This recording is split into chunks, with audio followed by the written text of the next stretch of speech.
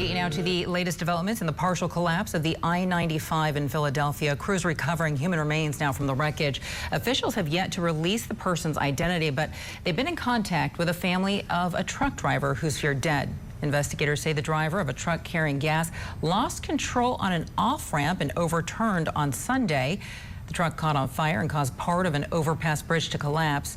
Plans are underway to demolish massive pieces of the roadway right now. We're going to begin demolition today, and once we have a final design, then I can answer the question in terms of the time it will take to replace the structure. We know it's important to get it replaced. We will do it as speedy as possible, but we don't have a final design yet. That's being worked on as we speak. We will have a demolition plan approved today and demolition started today.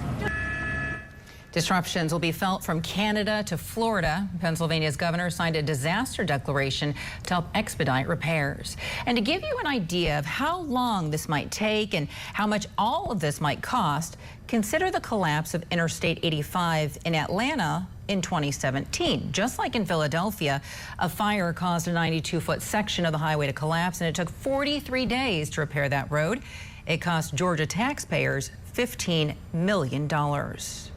An investigation is underway right now into a capsized tour boat that left a person dead and 11 others in the hospital. It happened along New York's Erie Canal. Officials say the boat carrying 29 passengers was touring Lockport Cave near Niagara Falls when it became unbalanced and then flipped over.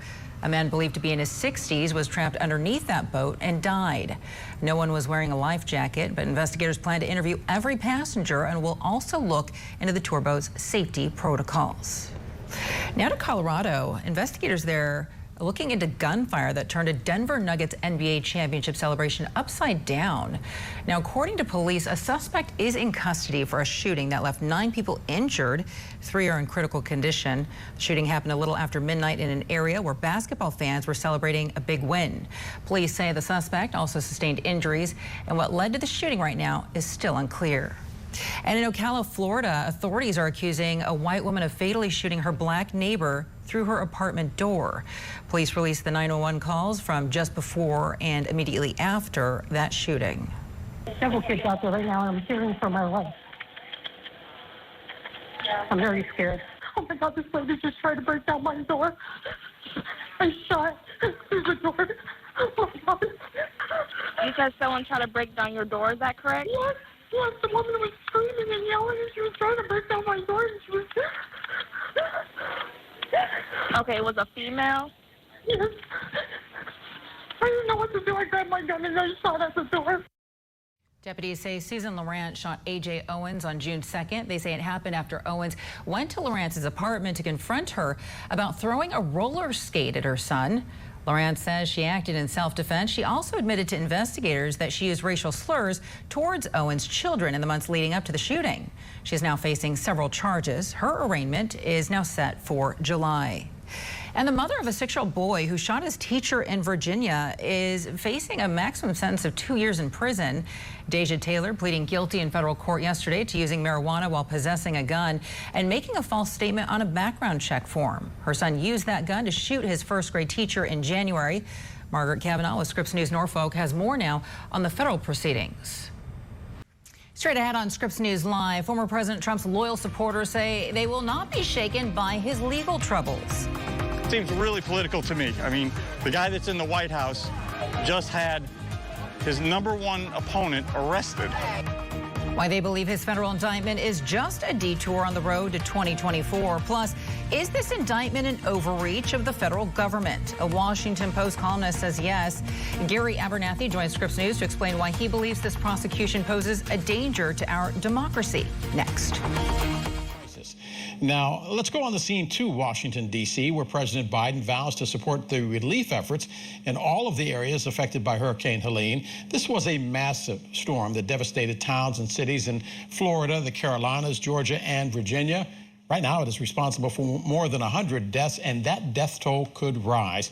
I want to show you some of the scenes from Asheville, North Carolina. Rescuers there still trying to reach the stranded families in areas that were isolated by widespread flooding. Among the challenges, communications. President Biden saying the administration is ready to help. Tell every single survivor in these impacted areas that we will be there with you as long as it takes. I urge everyone everyone returning to their communities and home to listen to the local officials and follow all safety instructions.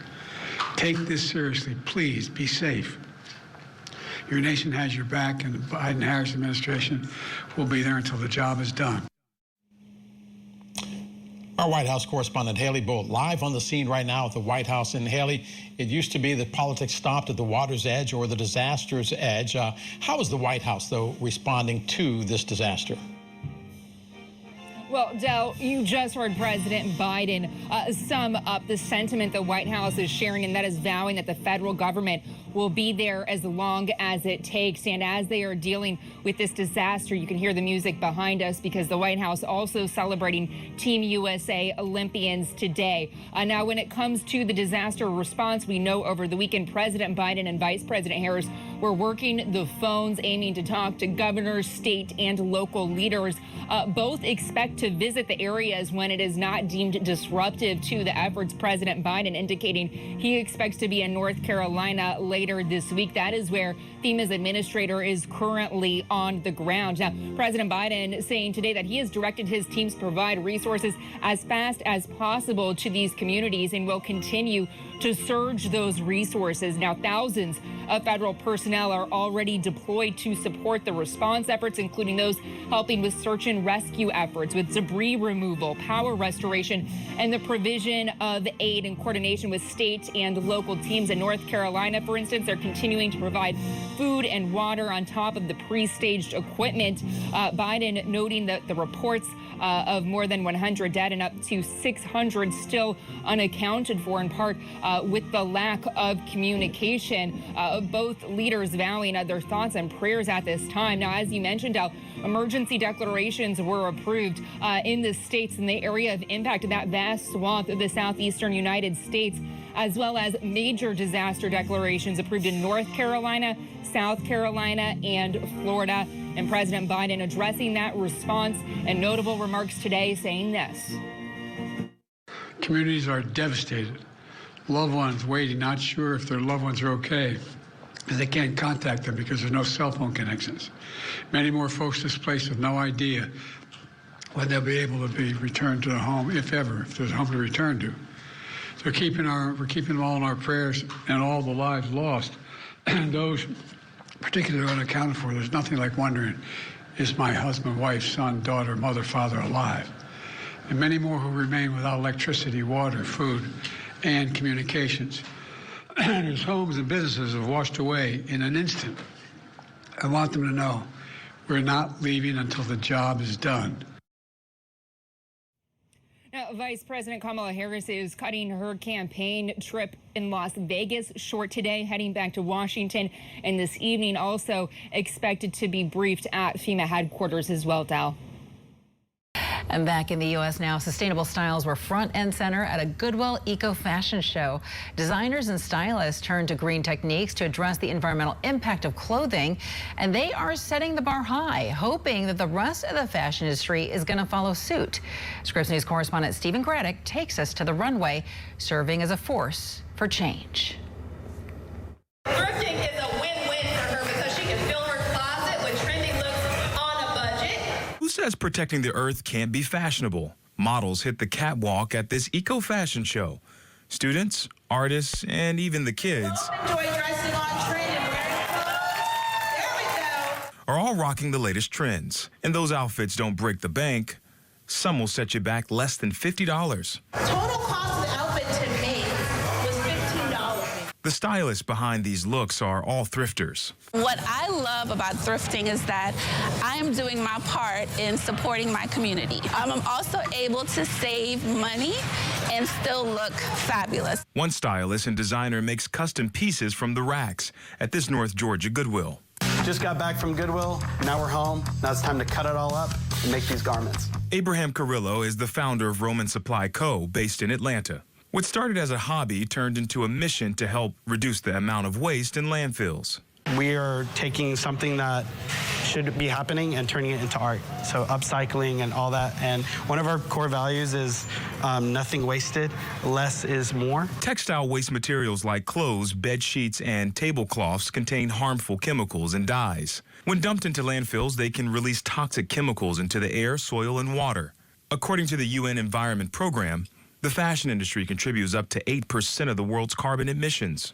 Its data also shows textile dyeing is the second largest polluter of water in the world. We all wear textiles. It is really, really important that we don't send them to landfills. Swarupa Ganguly is the acting chief of Resource Conservation Branch at the EPA. She says the agency recognizes the need for producers and consumers to embrace a circular economy, an approach that strongly encourages markets to reuse products and minimize waste. You have to think about reuse. You have to think about redesign. You have to think about donation. You have to have a completely different mindset. There is a lot that we as consumers can do to reduce our imprint on textiles. And that's where thrifting comes in. Goodwill and other thrift shops accepts one man's trash and turns it into another man's treasure. Elaine Armstrong, the VP of Marketing for Goodwill of North Georgia, says the company is a champion for green efforts. We are in the business of reuse, and so every time you have an opportunity to reuse something instead of buying it new, we celebrate that. So it's a win-win-win all around, and it's also great for the environment. Thrift shopping experts Corinne Charles and Brittany Neal are doing their part. Charles founded Thrifting Atlanta in 2011, a social network with over 69,000 members, including bargain shoppers, stylists, and resale business owners. And Neal has been passionate about thrifting since she was a little girl. She uses social media to encourage others to adopt sustainable shopping habits. I'm that person that when they're like, oh, I like your outfit, I'm like, oh, it's thrifted. Like, I make sure I tell people, and then they're like, oh. So I'm that one. I'm always sharing, like, I am not ashamed to say, like, hey, I only spent $5 on this. Like, I'm excited about it because to me, like, if you're saving money and you're helping the planet, you're killing two birds with one stone. Charles feels the same. She helps debunk the negative stereotypes often associated with thrifting. Growing up in a single-parent household, and back then, thrifting was, people kind of looked down on it because they thought you were homeless, you didn't have any money. And now today, to see that, TikTok is exploding. I see young kids in here coming with their friends. And it's just such a great feeling to know that, I had a part in changing that stereotype. And this fashion show, again, is just letting people know that, hey, you can be fashionable, you can be fly, you can save money, you can make your impact on the earth. And it's just a good thing to do. Stephen Graddick, Scripps News.